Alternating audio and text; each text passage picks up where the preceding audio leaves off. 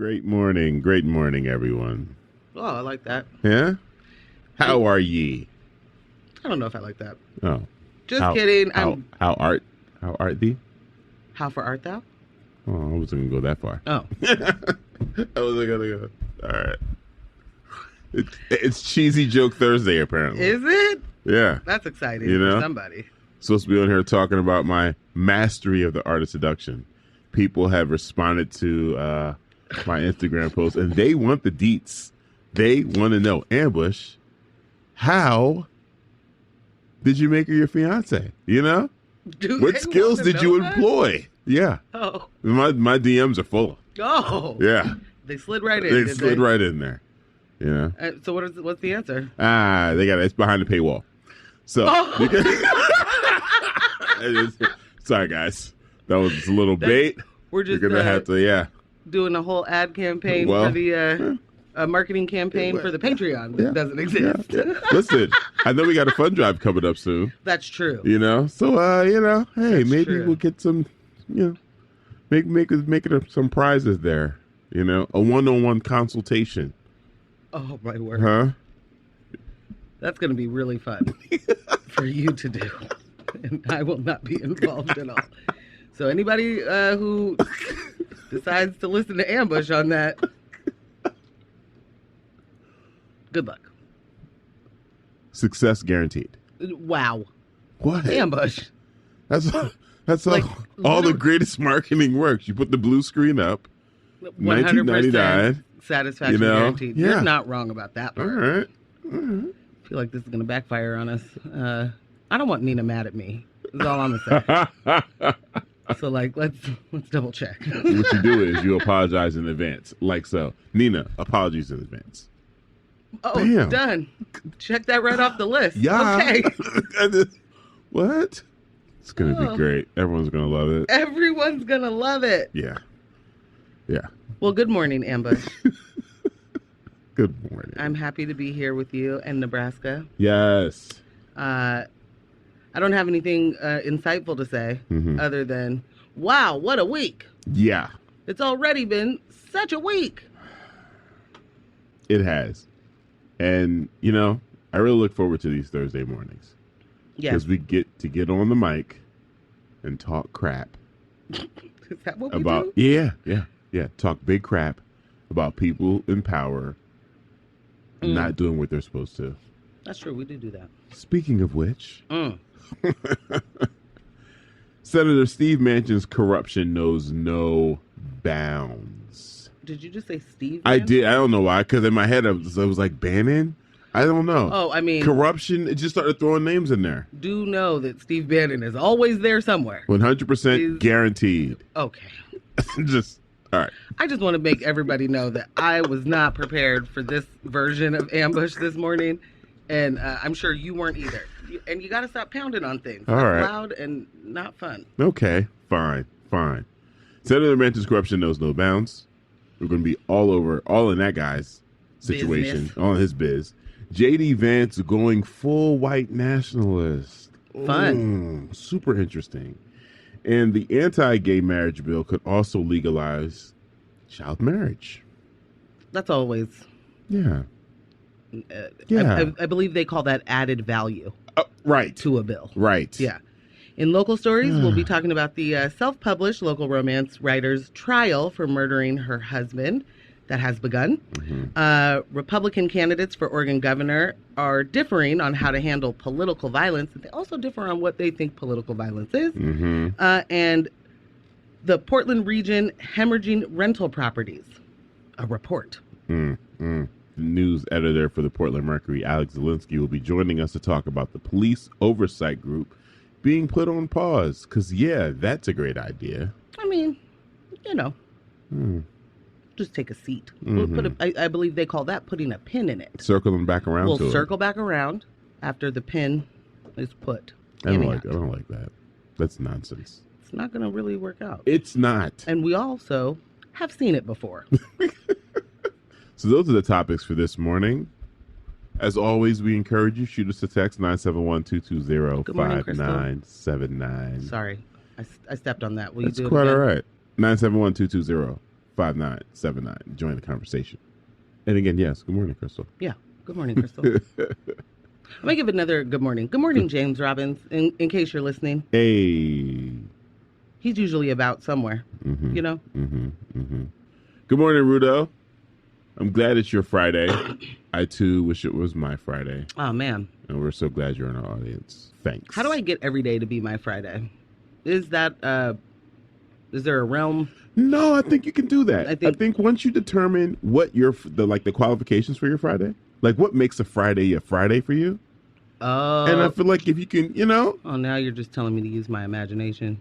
Okay. This is the consulting that I offer.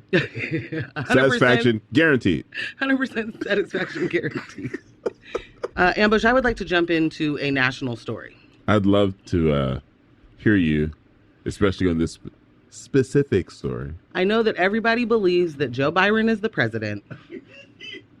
And that, well, no, not everybody believes that. I guess there are some people that believe that, Donald Trump is actually still the president. Right. Not my president. Doing stuff or waiting, lying in wait. I did see, okay, this is not the part of the news story, but I got to say this. I saw, one of my favorite things is seeing reporters talk with people at rallies and that kind of stuff. And there was a Jordan Klepper is a pro at it. He is a top tier. Yeah. But this was actually like it's not Newsmax, but it's the same ilk, that like Newsmax not news, but people. Yeah, but a smaller outlet, I guess. And so that lady was out on her beat and talking to a Trump supporter at a rally, and she explained that Space Force has actually all of the knowledge, all of the receipts, all of the details of the actual stolen election from Donald Trump, obviously. Right.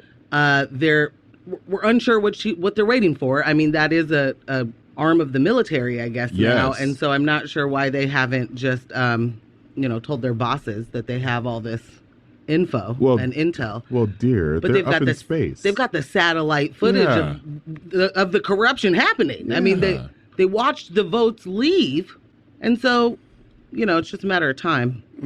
Anyway, I know that there are some people that think Joe Biden is president, but really it's Senator Joe Manchin. Yeah. He is.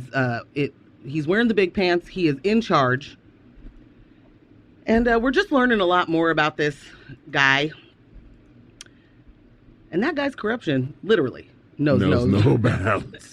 None. So, Senator Joe Manchin has soared to national notoriety during the Biden administration as the obstacle to many of the president's more progressive plans. Now, a New York Times investigation has revealed a, quote, stunning portrait of political corruption regarding the West Virginia senator's connections to a prominent local power plant. Beginning in 1987, Manchin's relationship with Granttown Power Plant saw him first clearing the plant for development despite concerns of the EPA.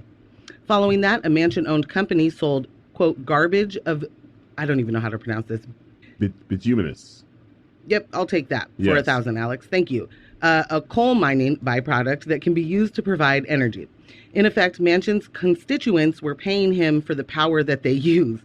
And as gob is less energy efficient than pure coal, they were overpaying by the millions for over 20 years. The corruption doesn't end there. Manchin pushed through tax credits and rate increases that hurt West Virginians but helped his and the energy plant's profits. Manchin has insisted that his dealings with Granttown has provided jobs and helped West Virginia's industry. He promises that no rules have ever been broken in his dealings with the plant. Whether or not any rules have been broken, the connection to dirty energy has absolutely affected his political agenda. The most blatant case being his blocking of the Build Back Better Act, which axed a $555 billion investment into clean energy. I want to say, there is something that really, really bothers me about people that are supposed to be public servants, that tell elected officials, that tell you that they are here to help their constituents. They want to make your life better. They're going to do all of these things. We're going to get these jobs going, all of that stuff. There is absolutely something wrong in my mind with those people becoming multimillionaires off of the backs of the people that they're supposed to be representing. I remember having, multiple, wouldn't call them arguments, but disagreements with people about politicians being able to be involved in trading stocks when they are very clearly getting immediate, not only insider information, but also right. that affects their policy, right? Like if you are Joe Manchin here, you're going to make sure that there isn't, the clean energy isn't going to be a priority, and you're going to continue to buy stocks in things like dirty energy that will continue to kill this planet. And it doesn't matter to you because you're wealthy now, your family's going to be fine, and you're going to get to live on that yacht while the rest of us perish. I think there's something wrong with that. I don't think that if you're going to be a politician, I don't think that anyone should be destitute, obviously, but I don't think that you should be getting millions and millions of dollars in backroom deals and then lying to your constituents about it. I mean, he's got kickbacks built in to coal. Of course you don't want that to go away. Yeah. Of course you need that as an energy source. I'm not in West Virginia. I got to believe some of those folks know that he's doing this. Right. I got to believe that, some local reporters have put this on their docket for years and years and years. And that's the other thing. Why in the world do these people get to be in charge for so long? I understand that they're being voted for, but when you amass so much wealth and you become the face of certain things, and we all know that there is a very large faction of people that are apathetic to what's going on in the world, and are just like, oh yeah, that's Joe Manchin. He's always been our senator. We'll just vote for him again. There's got to be some sort of, why aren't we relooking at these term limits? I don't understand. There's retirement ages around all over other industries, except for the most powerful positions in this country. You can do that till you die. Yeah.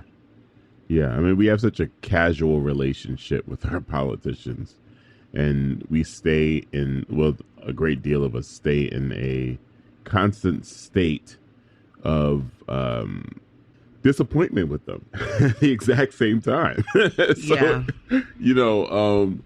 It's almost like we want to hold them accountable, right? The great majority of us, like, they got to do something.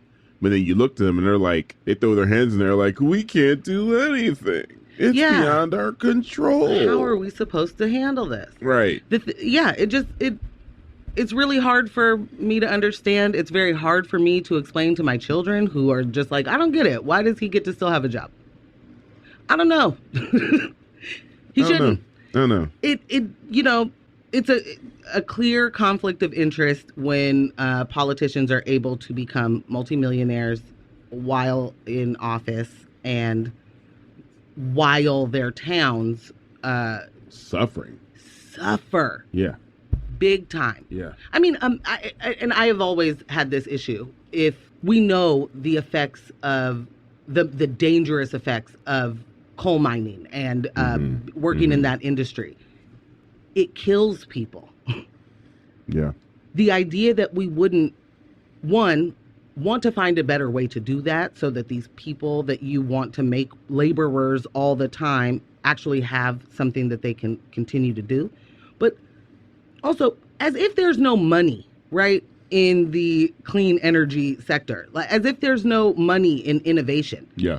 It's just this old, like, I'm just going to sit in this mindset. The only way I know how to do this is this, and I don't want to talk about, I mean, he could be a billionaire on solar. You know what I mean? That's the wild part. And not that I want him to, obviously. That's the wild part. But wouldn't you rather, you know what I'm saying? Like, we need, it goes back to your point. Like, we need some fresh, young minds who are unafraid of technology and moving into the future, who are actually in love with moving into the future. These are the people that we need. And I don't mean like Elon Musk or something who's faking it all and just stealing everybody's money. This guy. And by that, I mean exploiting everyone's labor. Yeah. Speaking really quickly of that dude, he bought into Twitter like crazy. He is now a 10% stakeholder of that company. Yeah. And he is just, I understand that a lot of people like him because he is also like a troll. Thinker? No, Dragon's he's just a troll. blood? Like Okay. he'll just, dragon blood.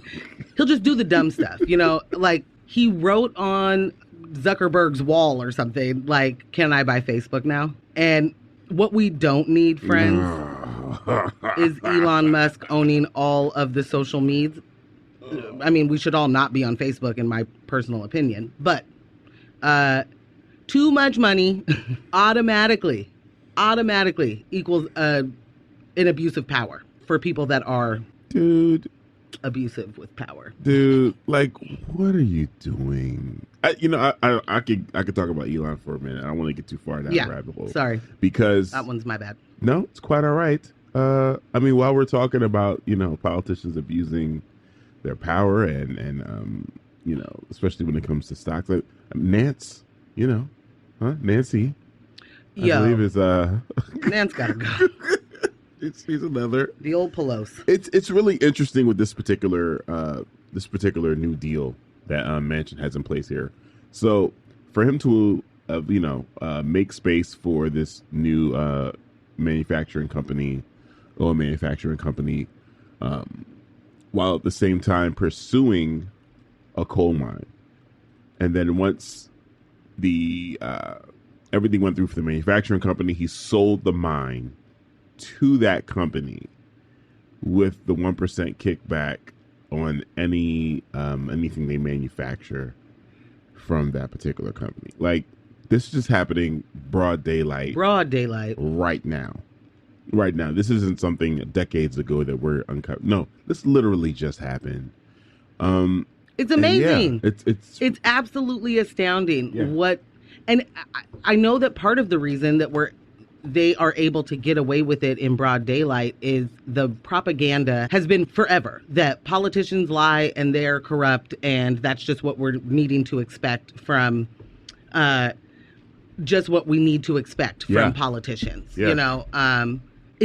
We shouldn't have to expect that, and we can hold people to a better standard, and I want us to do that. I want us to do that so bad, because someone like Joe Manchin should not be able to profit. Any of these folks, but doing that, selling the mine, getting the kickbacks, making, overcharging West Virginians for power for 20 years. Like, it's a whole mess. It is. I like that you have to keep reminding people that you're not going to just wake up with not the ability, but the opportunities and the open doors awaiting you as you just walk into millionairedom. Like, you got to look at these people's history. You got to look at where they come from, the stock, and what is responsible for where they are today. This isn't, pull yourself up by your bootstraps. Went to the best schools and, worked really hard. I started out working at a tire shop and then putting my good hours there. This isn't how this happens. Not at all. There is a legacy of... I was just going to say, when your bootstraps have a legacy attached to it. Yeah. There's often a legacy of corruption, okay? Purchased degrees and, nepotism. There's just so much involved. Everything that you love about these scandalous TV shows is what's playing out in real life and what your politicians are involved in. And now he is a person that gets to block and just be in the way of actual legislation that could help, Right. And it's wild to me that you would block people getting money when you out here just Scrooge McDuckin, Mm-hmm. You're doing the backstroke in your coins. Yeah. It doesn't hurt you. Yeah. So I can't understand how people do that. We just got a text. We can skip an age limit for senators, but how about a net worth limit? Talk to me nice. Yes. I don't know about skipping the age limit though. I'm gonna tell you this. Let's get a little of both in there. Love my parents to death, but it's different now. Yeah. You know? Yeah. Yeah. The mid and upper 70s changed the game. All right, let's talk about some game changing here. That old J.D. Vance. Ooh. I got a lot to say about this, so I'm going to be quiet and hold my commentary. In a baffling creative choice, Ohio Senate candidate J.D. Vance asked voters if they, quote, hate Mexicans. Vance is referring to the media's characterization of proponents of the U.S.-Mexico border wall as being racist by asking if voters are racist. Vance is trying to challenge that narrative, but then proceeds to go on a racist rant claiming that, quote, Joe Biden's open border is killing Ohioans, with more illegal drugs and more Democrat voters pouring into this country. There's a geographical challenge to that, which Morgan will elaborate on a little bit later. But, I get mixed up where my states are, too. He then goes on to essentially blame his mother's struggle with addiction on the open border.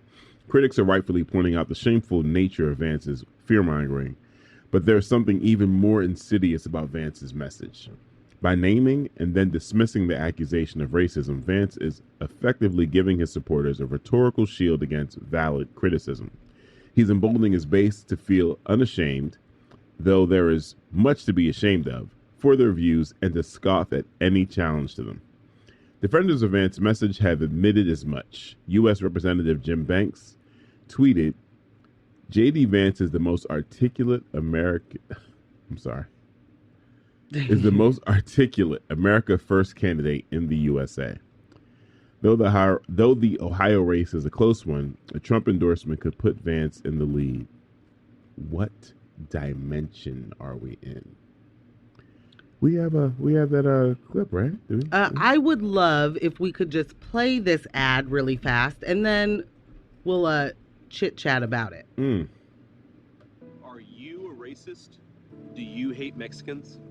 The media calls us racist for wanting to build Trump's wall. They censor us, but it doesn't change the truth. Joe Biden's open border is killing Ohioans, with more illegal drugs and more Democrat voters pouring into this country. This issue is personal. I nearly lost my mother to the poison coming across our border. No child should grow up an orphan. I'm J.D. Vance, and I approve this message because whatever they call us, we will put America first. We will put America first. Okay, a couple of things. If you are unfamiliar with J.D. Vance, he is the person who wrote the memoir, Hillbilly Elegy, or however you say that, that then became a Netflix movie that was directed by Ron Howard and stars Glenn Close and Amy Adams. And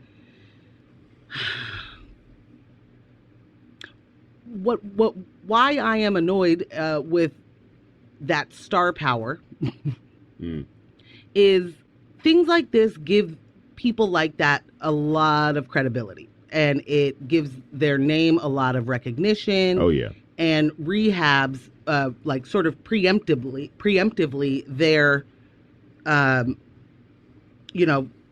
public persona. And he's a venture capitalist who makes lots of monies, and he definitely has this bootstrap narrative of blue collar Ohio, mom was a nurse. And what we need to keep in mind, one, Ohio, not near the southern border. Are you sure? I actually am positive. I'm actually sure that's not near the southern border. They're coming across. They might be. And I guess maybe if they make it to Ohio, once they do, maybe they are there now. But also, this whole idea that anybody migrating to this country then becomes a Democratic voter, I would like to introduce you to Florida. Right. I would like to introduce you to the many Cubans who are... who would disagree with that. Yeah. Who are staunchly Republican. Yeah. And also, there are a lot of conservative views from immigrants coming to America because that's the propaganda that they got. Right. They believe in that bootstrap narrative too. But yeah, so he does this movie. He already told us our story, or his story. He already told us his mom was a nurse and was an opioid addict and was stealing opioids from work. I don't think that has anything to do with anybody coming across any border or anybody bringing any drugs in. Should you not, sir, be incredibly upset with the Sacklers, I think? Should we talk about the people that brought those across this border? Yeah. Who flooded your town with opioids? Should we think about them maybe? It is absolutely insane that you would... We know this. This is not questionable. Right. We know... You sold this film. You yourself. But we know who brought... We know why there's an opioid epidemic. We know that's Big Pharma. That is not in any way a cartel. Right. They didn't create that in the lab, right? And then bring it here. Right. That's not how it got here, friend. That's not what happened to your mom. So, one, how in the world do you get to use this narrative that migrants coming over the border are bringing in the drugs that got your mom hooked on drugs and you almost lost her? That is absolutely not true. And the idea that there are going to be so many people that believe that and so many people that run with it, maybe they don't even believe it, but they run with it. Right. They say it. You got old boy out here saying he's the most articulate America First candidate. That's America First, just flatly lying? Just flatly being racist? I mean, it is pretty American, but J.D. Vance has a little problem too because he has not been endorsed by Trump because he first, was maybe not anti-Trump, but was embarrassed by him and had things to say and had to double back and be like, oh, no, I mean, hey. He's a pretty solid guy. He's a pretty solid guy. Make America great again. And, Trump does not forget when you have said you don't like his tie. So he certainly does not forget when you're like, oh, that guy is maybe not the best candidate we've ever seen. Yeah. But he will use you. Yeah. He will certainly use you. He will definitely use you. While you're groveling for his approval. Indeed. Yeah. And he will also make fun of you while you're groveling for his approval. It'll be interesting to see if Trump, turns around and endorses this guy. Yeah. And another reason why we're very upset that these impeachments went nowhere, because Trump can run again. Yeah. Congrats. He can still be in power. He can still have anything to say about who's going to be president or not. Look at what the Democrats gave us at the county fair. Oh. Look what they delivered to us. I would have rather had like a life-size dinosaur, stuffed dinosaur, that wouldn't fit in my car and I'd have to like strap it down to the hood. Yeah. Coming back from Six Flags. Not the hood. Roof. The roof. The roof. I think the part of this that really has me befuddled is just the glaring inaccuracies. Yes. That he's totally comfortable standing on camera, properly lit, properly mic'd, and delivering. Unless he's talking about putting a wall at the border of his state.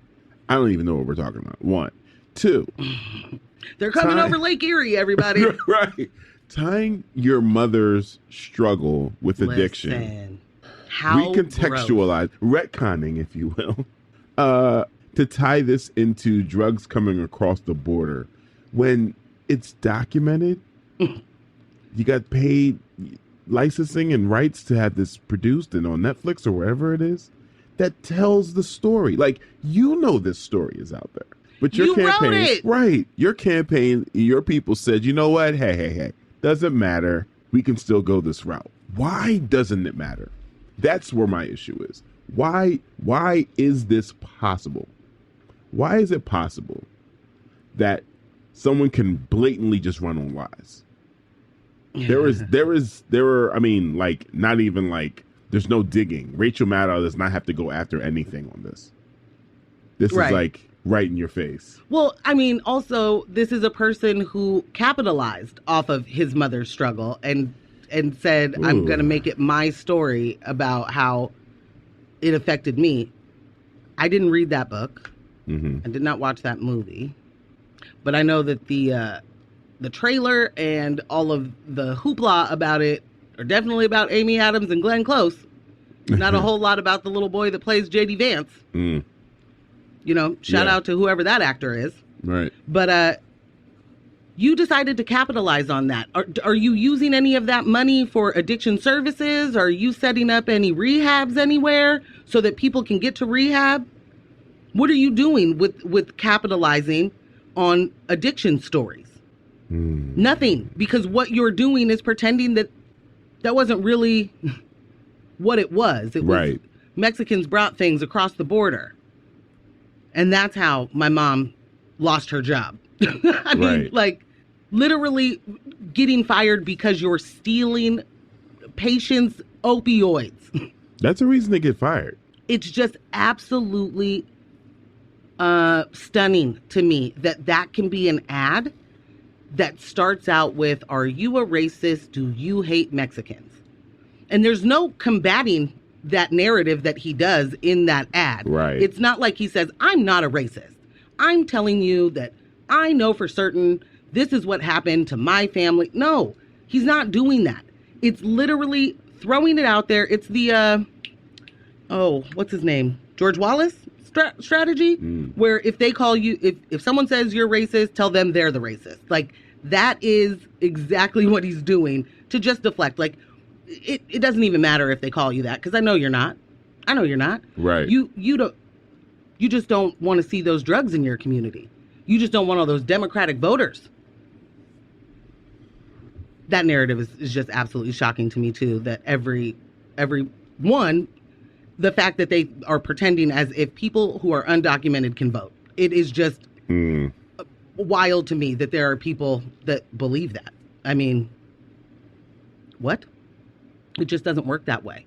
What is hilarious to me is all of, we spent however many years with Trump saying that there were all these illegal votes and pouring in from undocumented people and all these double votes, and people were voting in all these different states.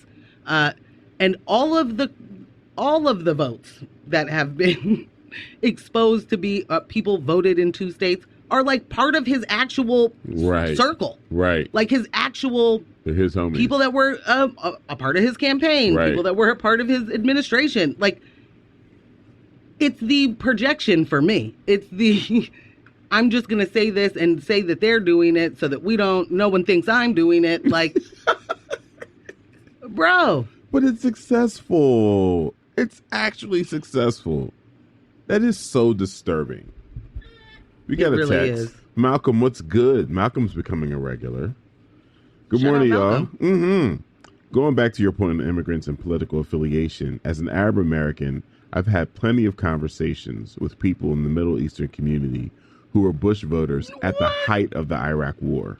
What? Malcolm? Or more recently, they've supported Trump. It makes me want to pull my hair out. I am pulling my hair out, Malcolm. But yes, you're absolutely right. That is just makes my stomach hurt. Yeah. But yeah, I mean, the propaganda works. The American imperialist propaganda goes everywhere. Absolutely. And we just don't have enough pushback on it. We don't have enough, there isn't enough money. There's no Coke money on the left, to say all of this just isn't true and let's show you how. Like, we just don't have it. And we do need that money to be able to fight back on some of these, propagandist moves. It is just wild to me that you can make people who you are actively hurting believe that you could actually want to and will help them. Right. There are dog whistles. This is a bullhorn. There you go. Just like, do you hate Mexicans? I want to be in that room when they were crafting this. I want to be a fly on that wall and just be like, what didn't make it? Right. This is what do made you say it. the N word at your dinner table? I want to know what didn't make the cut. What didn't make the cut? Wow. Because that's some wild money right there. Just flat out. Yeah. So, friends, don't fall for it. Don't fall for that. Well, he said he's not racist. Quit asking what's in people's hearts. They keep showing you who they are. Even better. Well, he said I'm not racist. He said I'm not racist. Well, and I mean, that's we know who that message is for. That Right. message is for the racists who want to continue to do racist things, who want their country back from the grips of, political correctness. Yeah. Or I'm sorry, cancel culture. Yeah. It's the fact that we could ever be talking about Joe Byron as a progressive or as, some far left person that they continue, it does not get more centrist. Yeah. It does not get more diet Republican. In what world? In what world, y'all? It's just words. They're just throwing it out there. It's just words. Yeah. Yep.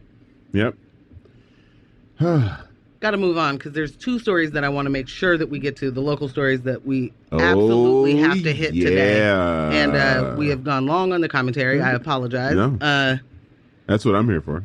I tune in for the commentary. Oh, do you? Yeah. I'm going to shoot us a text right now. Great. And then you'll be the one to read it. Yes. I'm going to shoot us a text right now. Should I just roll in? Yeah. Real quick. Oh, We'll hit the Nancy Brophy story really fast, and then I want to get to this the governor race. Mm-hmm. So self-published local romance writer's trial for murdering her husband has begun. On Tuesday, witnesses took the stand in the trial of Nancy Crampton Brophy, who is accused of murdering her husband Dan in 2018. Dan Brophy, a chef at the Oregon Culinary Institute, was found dead in a test kitchen while his students waited for class to start. A first responder testified while administering aid, he discovered a spent bullet casing. Though the trial began on Monday, Crampton Brophy is expected to testify at some point. I want to give just a little background if you guys don't remember this.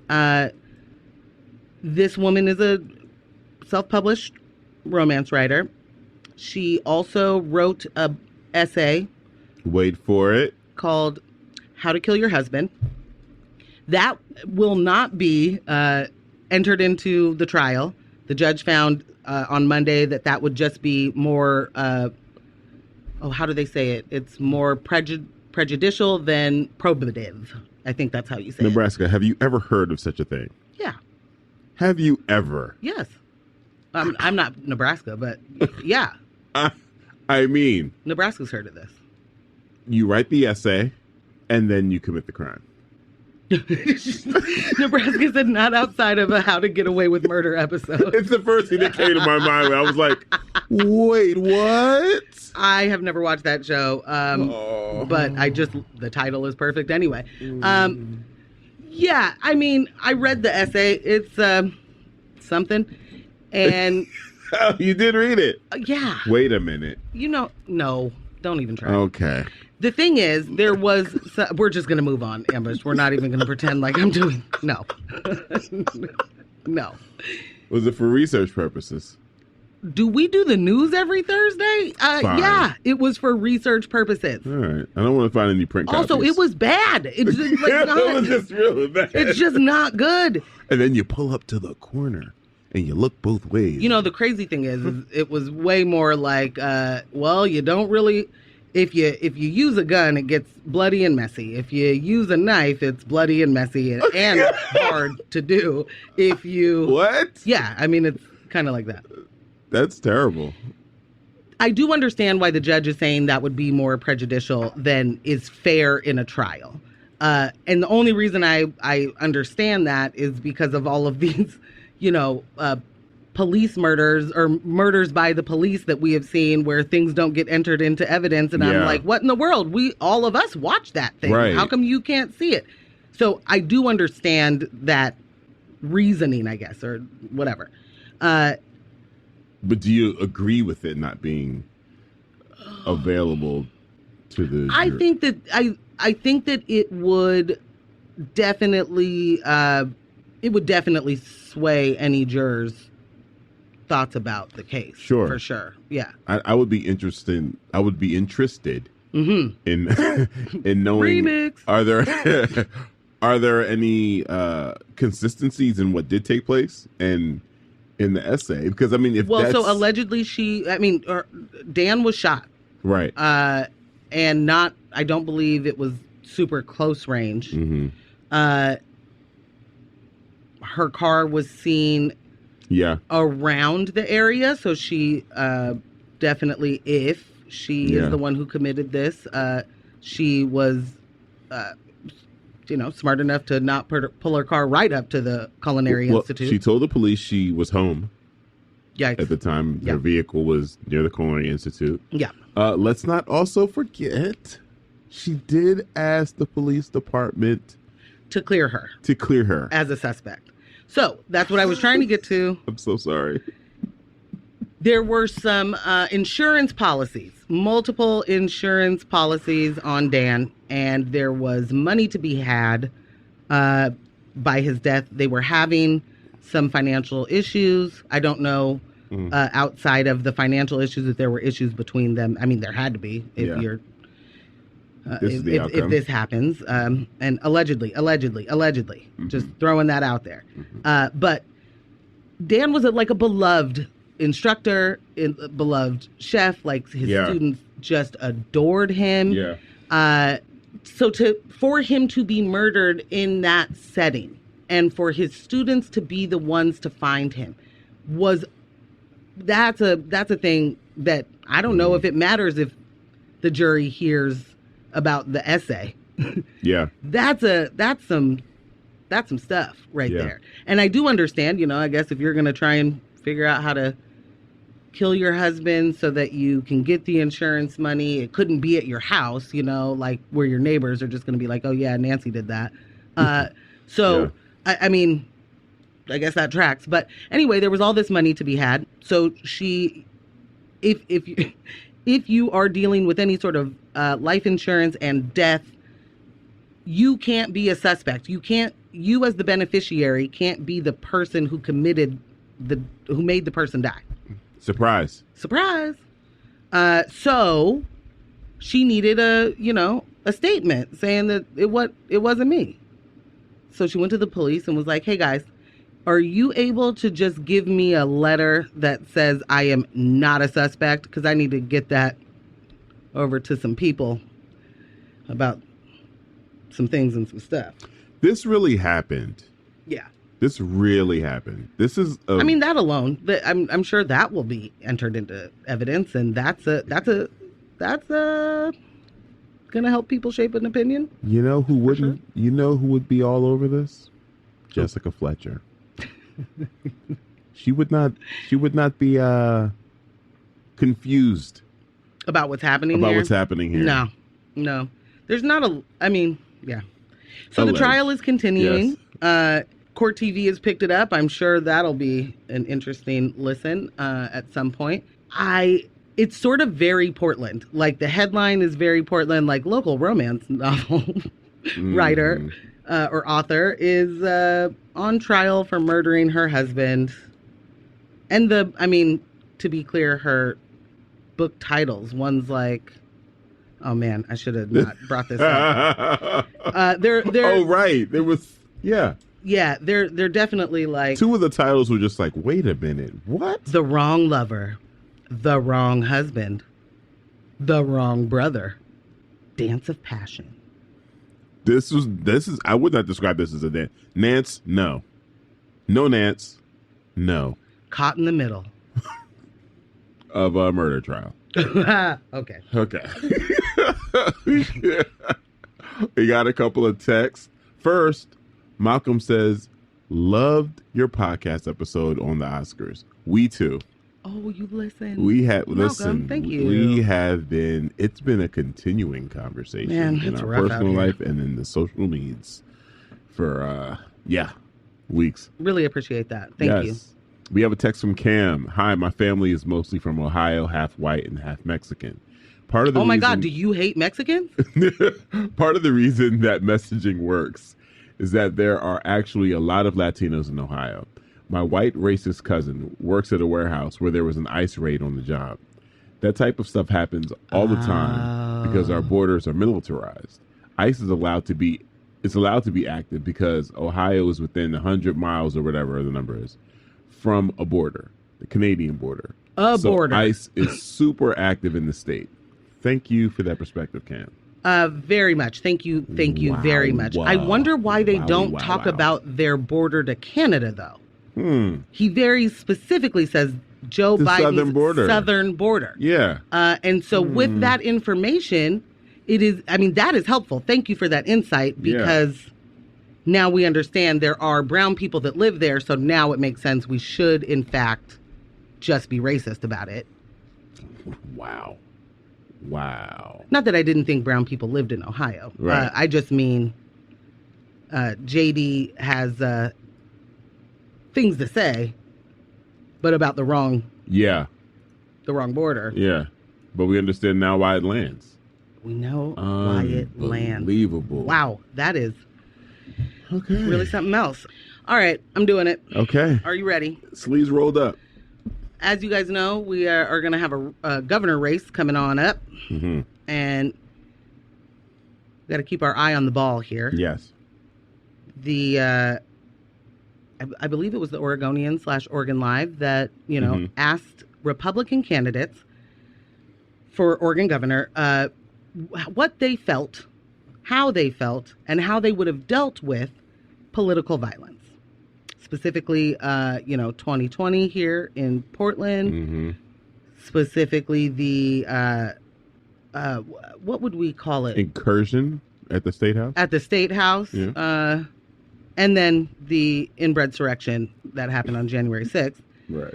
I'll just read now. Before the January 6th insurrection at the U.S. Capitol, Oregon's own Capitol saw right-wing demonstrators stage a similar assault in response to COVID-19 restrictions in December of 2020. Candidates for governor are already strategizing on how they would deal with the issue of political violence that Oregon is so painfully familiar with. House Republican leader Christine Drazan, one of this year's candidates, led her caucus to unanimously vote to expel Mike Neerman, the Republican who let the rioters into the building and coached them on how to break in. Neerman pleaded guilty to a misdemeanor, crime of official misconduct. 6 men who attacked the Capitol have pleaded guilty to spraying police with bear spray. The Oregonian asked Oregon's conservative gubernatorial candidates how they would respond to a similar act. Jessica Gomez and Bud Pierce of Medford and Salem respectively expressed shock and disappointment to the actions of the protesters.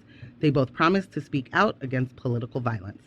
Conservative candidate Bridget Barton sympathized with the demonstrators, saying that the government was wrong to close the Capitol to the public.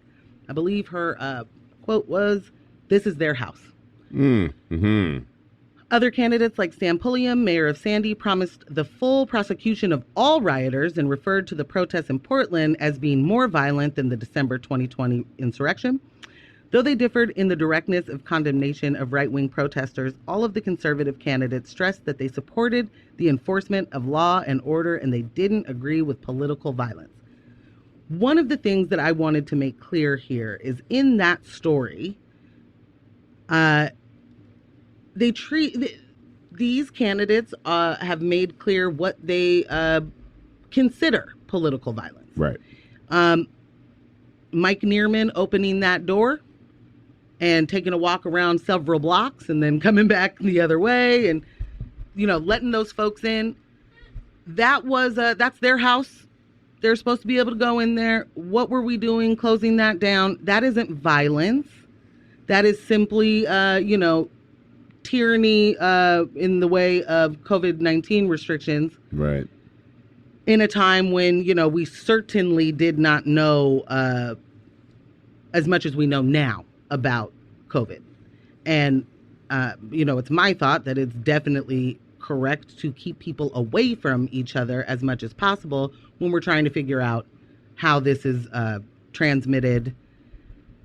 And they still were not, positive, or at least telling us that it was aerosolized, Yeah. So anyway, for Stan Pulliam to make clear that, that was a thing that happened at the Capitol, but really, what about you guys in Portland with all those Antifas doing the violence to the property? Property violence. Tell me about it. Speak more about this property violence. I can't imagine how we could be talking about these law, this is Blue Lives Matter here. This is that group. This It is couldn't the be. how Couldn't be. You know, this is I believe in law and order, and what is a place without it? And gotta have more cops on the beat. And they were spraying y'all police friends with bear mace. They were fighting their way into. I mean, the video is like, what? WTF?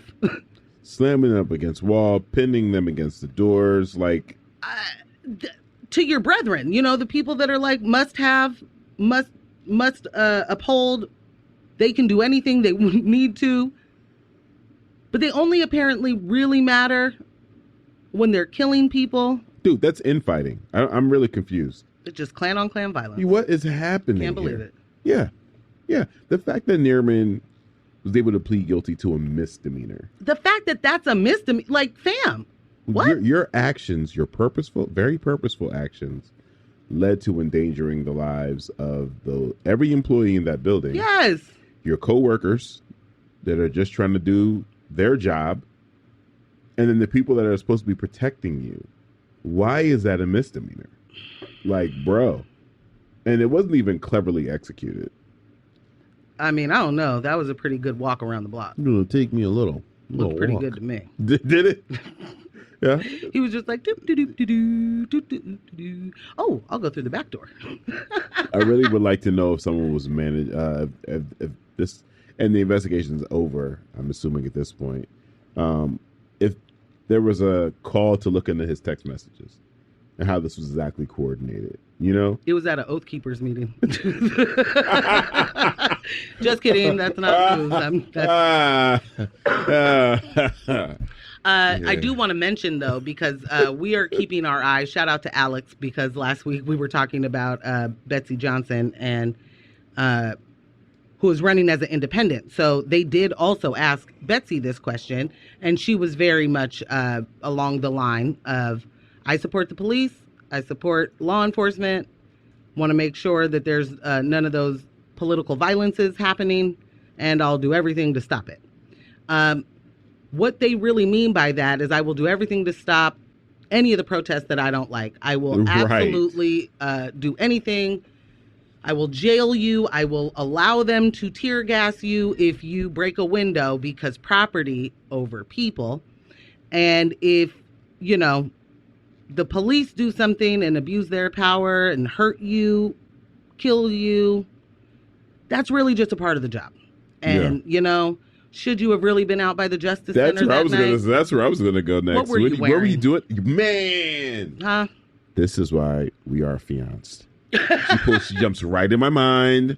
She pulls the mess out before I even get a chance to say it sometimes. It's really, really convenient. Like, what were you doing out there? What were you doing out there? Huh? After dark. After the dark time, the dark hours. What are you doing out there? Huh? Up to no good? Well, you get maced. I just want to remind everybody that the Portland police shot a naked woman who was standing in the middle of the street with her hands up, shot her in her feet with rubber bullets. What do you think they did that for? That's the question I want to ask these candidates. Why do you think they... Was she a perceived threat? Was that what all that gear she had on right. was so threatening? Concealing a weapon? I mean, you're behind shields. Anyway, we're going to have to move forward because it's... Do we have Alex? Not yet. I'm going to keep talking then. Yeah, like, that's a really good example of... I want to know how they would feel about that. Reporters on the beat, can you please... like, I need some pushback. I also need some different questions. When we're asking what would you do about the protest, like, this was supposed to be specifically about the state capitol being taken over. Right. That is, in fact, political violence, right? And the misuse of words and misappropriation, and then the blowing it out of proportion, right? Like, everybody who didn't live in Portland absolutely thought Portland was on fire for 100 days straight. Oh, yeah. The entire city is burning. It's Mad Max. How are you guys living? Yeah. Can you even go to the grocery store without dying? It was not. I mean, it was 3 blocks. Yeah, people were definitely checking on us.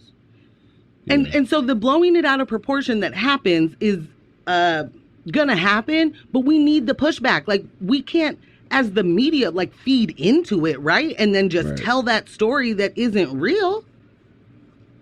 That's where the accountability starts. We need it. That's where the accountability starts. We got to at least be able to ask honest questions and hold them to answering those very direct questions. Yeah. And not shifting us all over the place. Well, thank you for your question. What I'd really like to talk about. Right. No. Right. No. You don't thank me for my question and then disregard my question. And then tell me what the weather is. I'd prefer to use no thank you for your question. What I'd really like to talk about. I would also prefer that. Yeah. We're about to get in some juicy deets. Ooh. Here to talk about the police oversight group being put on pause is news editor for the Portland Mercury, our good friend, Alex Zelinski. Good morning, Alex. Morning, Alex. Good morning. How are we today? Doing well. Happy this week is more than halfway over. Yes. Happy the sun is shining. Small things. Small wins. Yeah. And yeah, happy to break down this this kind of tangled, I guess, deja vu of an oversight group pausing. I'm really happy you said that, because I want to make sure that we hammer home this is we've seen this before. Right. Yeah. So just for some background, in 2014, the city of Portland was basically sued or in 2012 actually, the city of Portland was sued by the Department of Justice for because of its police officers using disproportionate force and violence against people with mental illness, and that turned into a settlement agreement that was reached in 2014 with the DOJ and between the DOJ and the city, and a piece of that settlement agreement was that Portland had to pledge to create kind of an community oversight group to make sure that police in the city were following the terms of the settlement agreement, which included kind of just a lot of new training, a lot of community engagement, just different measures to show that, like, yes, the Portland police are doing better or improving the way that they engage with people, with anyone, but especially including people who had mental health issues. And so this community group was created 2014-ish and chugged along for a couple years until kind of a disinvestment from the city when it came to staffing the group, and also making sure that people who if volunteers had to step down, that they were replaced. And there was a lot of kind of just like infighting and drama at these meetings, because there were police officers who were on the board. There were people who disagreed with kind of police oversight on the board. A lot of kind of public meltdowns and sparring, which led to the then incoming mayor, Ted Wheeler, in 2016 coming in saying, okay, we're going to put this whole thing on hold. I'm going to create something new that does a better oversight and is more effective. And so we're going to shut this one oversight group down. And so in 2018, he created his new oversight group that had a lot more people on it, that had no police officers on it. It was all just community members. There was a whole plan for what would happen if, basically lots of plans to address the issues with the first oversight group, like making sure that there would be people on the back burner to sub in if folks decided to step down, making sure there was enough staff and support to keep these meetings going. And now, a few years later, that those promises have kind of fell through the cracks again. We have really no staff. A lot of staff has quit or stepped down. Right now, the city is scrambling to hire new folks to oversee this volunteer group, and the number of folks on this committee has been split in half. A lot of people have stepped down and not been replaced, and a lot of the decisions being made and kind of conversations happening during these meetings are, kind of leading to some divisiveness in the community. And so last week, Ted Wheeler showed up at one of these at the group meeting and said, "Hey guys, we're going to put this on pause for 60 days to figure out what's going on, and maybe hire some people and fix some things," which is what he kind of did last time. He put the group on pause before dissolving it. And so a lot of folks in Portland who've been following this kind of saga are pretty disappointed and frustrated with the cycle that this has been kind of displaying of, the city saying, yes, we're going to have an police oversight group, and then slowly kind of backing away from actually staffing it and making sure it's doing what it's supposed to do. Another thing that's kind of interesting is it just looks bad maybe for optics, is that, this decision came right after this oversight group started asking questions and wanted more information about that training slide deck that you might recall that had meme on it. Yeah. And started, pressing folks at the city and the police bureau to answer questions about it. And, like a month later, this is kind of where things are at. And that was kind of the same timing with the previous iteration of this group. They started pushing the police bureau to really explain their deadly use of force policy, and explain why and how police officers decide to shoot people. And police in the city were kind of hesitant to get into details there. We're pushing back, and then it was put on pause, and then it was, shut down. So the dynamics and the optics don't look great. The idea that police oversight group can be just put on pause, like that police do not need to be, monitored for a few months as part of a settlement agreement with the federal government, is a little iffy. It's going to be interesting to hear kind of what the federal judge who oversees this agreement kind of says about that in upcoming court hearings on the agreement. But for most, it kind of just says it points to kind of the city's disinvestment in a true volunteer-led police oversight. So, Alex, are reporters able to, and journalists able to ask Ted, "Hey, we did this before. Are you doing the same thing that you did before?" Right. Yeah, I mean, people in the oversight group asked him that last week, and folks who are wondering what's going on, and he says, "No, this is just going to be a pause. It's different. We're not shutting it down. This is just a moment." I mean, to be fair, they happened to lose 2 staff members right around the same time, and everywhere people are, the job market's a little wonky right now, and it's not their fault if people are resigning, and they don't have anyone to staff this work, but it seems like there would be other ways to fill the gap instead of just pausing the work of this group that still wants to keep going, So, yeah, basically the explanation is this isn't the same. We literally have no one to, set up these meetings and to kind of check the inbox and make sure the meetings are running and everything.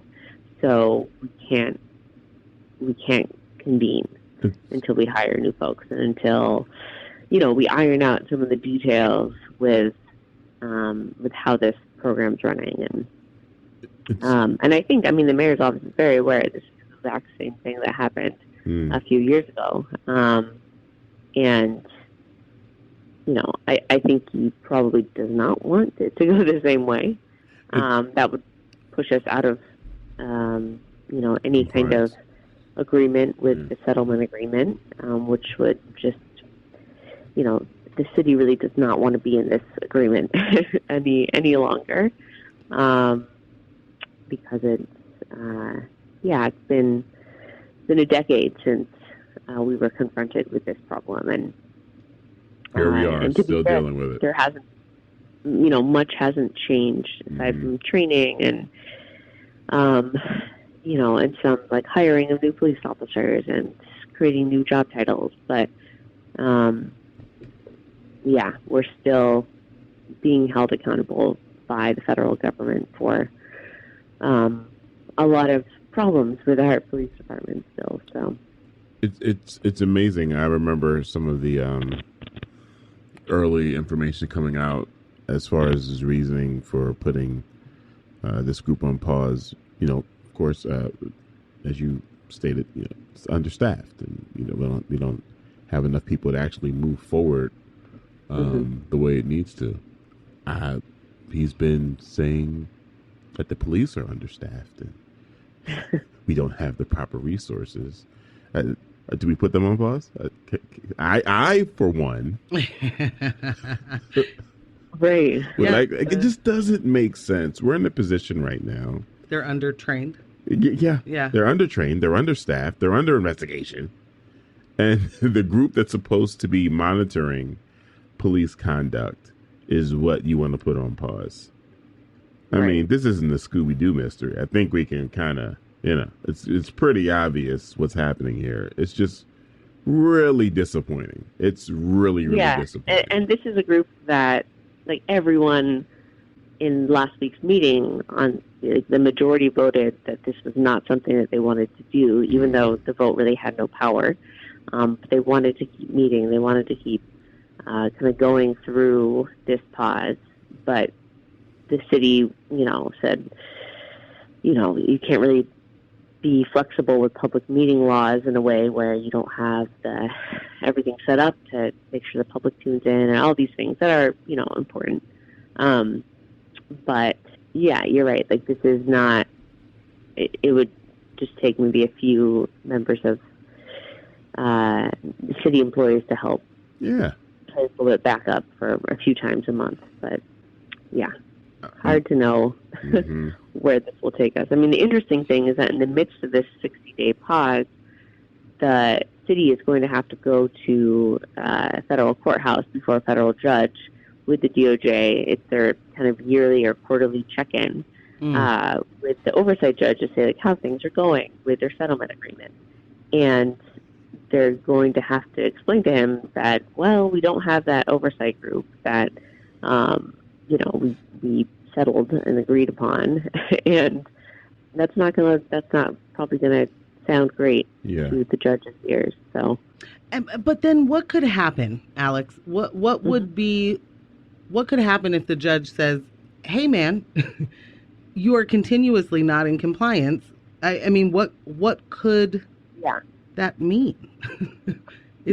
So basically that means if the judge believes that the city is not in compliance in this way, then it would force the city and the DOJ to go into, like, mediation to talk about how to resolve the problem. There could be some penalties. Mostly the penalties are just, the city will have to be under this oversight or this, settlement for longer, which costs a lot of money. The lawyers who are city lawyers who basically all their time is spent trying to make sure everyone's following the rules and prepare for these hearings, those salaries and it costs the city in ways that aren't totally visible, right? Like, it's not like a huge cut to funding or anything. It doesn't change, our police department at all. It's just more time, more money of finding, ways to reach negotiations in court that make this judge happy, that make the Department of Justice happy. And yeah, I mean, someone mentioned that last week on the oversight board. They said, okay, is the city going to be in trouble in any way? Like, how will we, like, members of the public understand that, there's like neglect here. And the city attorney just kind of pointed to, well, over time, the amount of money, it'll just be more frustrating and delayed. And there really isn't like a hard penalty necessarily. It's just more dragging of our feet towards an eventual conclusion. Great. Right. So there's no consequence. Yeah. Yeah. Cool. Yeah. Cool. Yeah. Alex, thank you. That's Thank you for giving it to us just like that. exactly what we know and exactly what we don't want to hear. Those are your words. Yeah. Right. Yeah, those are my words. Thank you. Alex, thank you so much for joining us. Yeah. Yeah. We love it every single week. Wow. Okay. That was Alex Zelinski, news editor of the Portland Mercury. Tune in every Thursday, 8:45 a.m. to hear an update from the Mercury right here on News of My Fiance. Thank everyone that chimed in on text messages. Thank you so much. You make the show even more fun. It's amazing. We appreciate every single one. Absolutely. Even when you tell us we're too loud and we're yelling at you. We appreciate it. We appreciate you. And let's not forget, I know we say it every week, but poverty is a policy choice. They're choosing it, y'all. They're choosing it. And none of us are free until we're all free. Bye. All right. Thanks for listening. Stay tuned for Tom Hartman.